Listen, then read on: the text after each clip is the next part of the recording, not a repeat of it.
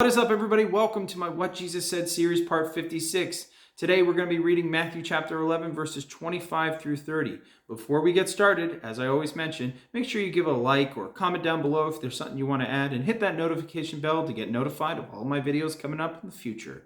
So, we don't have much to read today, but there's a lot to unpack, so let's get started with Matthew chapter 11, 25 through 30. Jesus said, "I praise you, Father, Lord of heaven and earth, because you have hidden these things from the wise and learned and revealed them to little children. Yes, Father, for this was your good pleasure. All things have been committed to me by my Father, and no one knows the Son except the Father, and no one knows the Father except the Son, and to those whom the Son chooses to reveal him.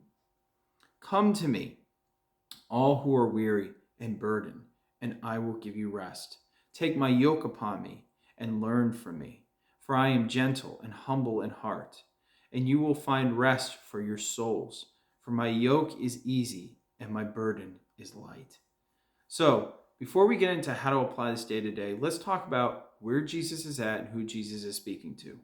So, Jesus is in towns in Galilee, near the Sea of Galilee, and he's been there for quite a while, been doing a lot of work. So, he's speaking, wrapping up what he was saying about John the Baptist. John the Baptist's disciples came, he addressed them, they went their way. So now he's talking to the disciples and he's talking to the crowd. So that's who Jesus is speaking to. And he gives this wonderful wrap up of chapter 11 of just giving all this acknowledgement to God. So let's talk about how to apply this to our day to day. Well, I think I gave you a hint what the first point is. When we read this just small section of words from Jesus, we see the passion, the love, the intimacy between Jesus and the Father. Jesus was willing to express praise publicly, and he gave acknowledgement that the Father was the author and the revealer of truth. He gives this example about God showing the truth to like little children. These are people. They're not little children per se. It could be. But Jesus, I think Scripture supports this, is that Jesus was saying these are people that are humble in spirit. They're open to what Jesus has to say. They maybe come from lowly lifestyles, according to the rich and influential. And he's saying those powerful people, those people with all the wisdom or knowledge of the Old Testament, they have no connection and no understanding of who I am. But you people who don't have much, you understand. And that's because the Father reveals it. And he does. And we need to take what Jesus did and said and apply it in our lives and be willing to praise the God of truth and the author of all things righteous, and say, these things that happen that are good and wholesome and right, they come from God. All praise to God. We need to imitate what Jesus did, because if Jesus did it, he's showing to the rest of his followers it's important that you do it as well.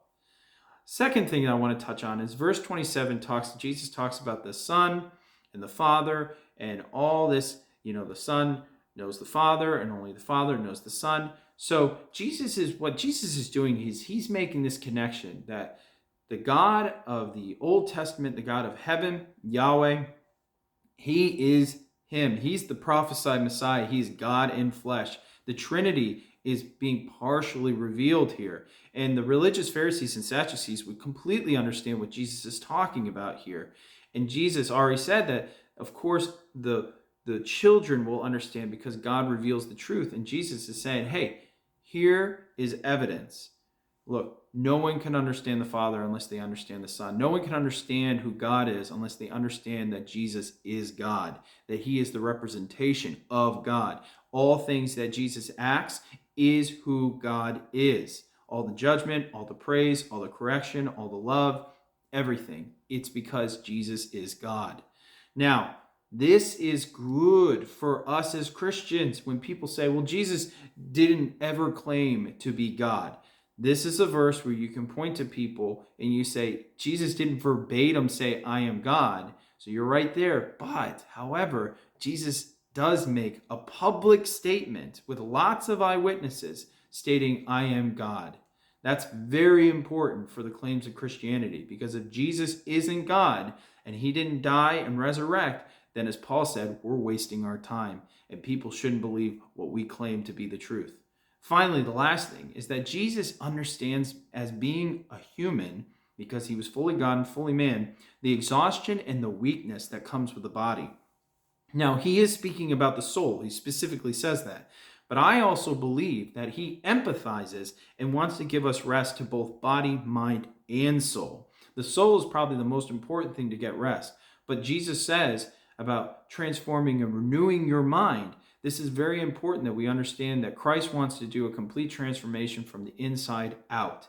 And it's just an example, folks, and we should be happy and excited about this, of what an intimate and compassionate example of who God is. Again, if Jesus claims to be the Messiah, then that means Jesus is God, or he's a crazy man, or he's lying. But in this case, he's showing sanity, he's showing clarity. He's, according to the things he's doing, people can't deny that there's something going on with this guy that seems supernatural. And so he's sharing about how, even when you come to get rest from me, there's still going to be expectations and things like that, but you'll get rest and it's easy and light. It's just, it's so beautiful. It's so wonderful to see this verse just play out in its full context when you read the whole chapter 11. Such a good chapter. I hope you guys enjoyed this video. Make sure you comment, like I said earlier, down below if there's something that really meant something to you. Share it to somebody else. God bless you guys, and keep running the race.